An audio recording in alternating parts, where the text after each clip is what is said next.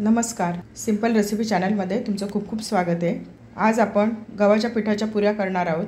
त्यासाठी 1 वाटी गव्हाचं पीठ घेतले, गव्हाचं पीठ चाळून घेतले, 2 चमचे बारीक रवा घेतलाय। बारीक रवा टाकल्यामुळे पुऱ्या छान खुसखुशीत होतात आणि खूप वेळ फुगलेल्या राहतात। पुऱ्यांसाठी पीठ भिजवून घेऊया। ताटामध्ये 1 वाटी गव्हाचं पीठ टाकते, 2 चमचे बारीक रवा, चवीनुसार मीठ, सर्व मिक्स करून घेऊया। थोडं थोडं पाणी टाकून पीठ भिजवून घेऊया।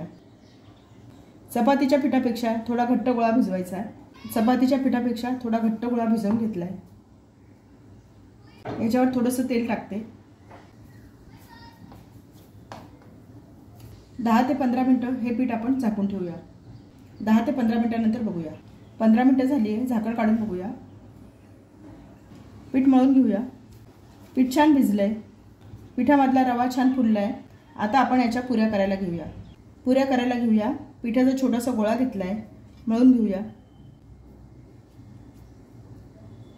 पोळपाटाला थोडंसं तेल लावलंय। पुरी लाटून घेऊया।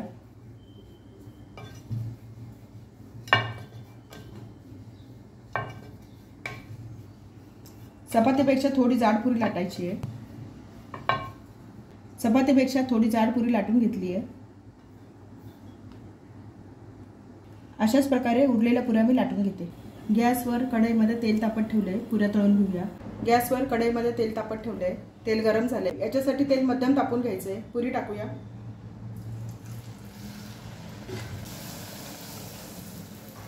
उलटवून घेऊया। मीडियम गॅसवर पुरी तळून घ्यायची आहे। पुऱ्या थोड्या लालसर रंगावर तळायच्या।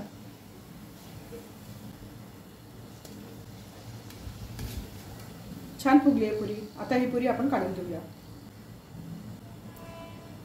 दुसरी पुरी टाकूया।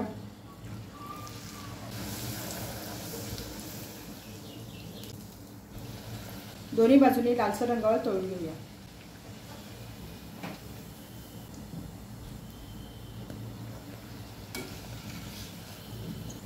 छान झाली पुरी।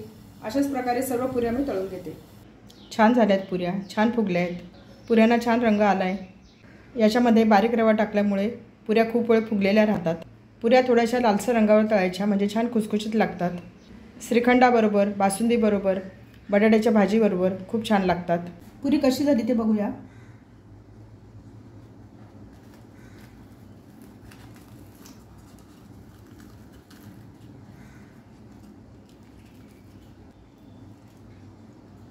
छान झाली आहे पुरी। रेसिपी आवडली असेल तर चॅनलला सबस्क्राईब करा।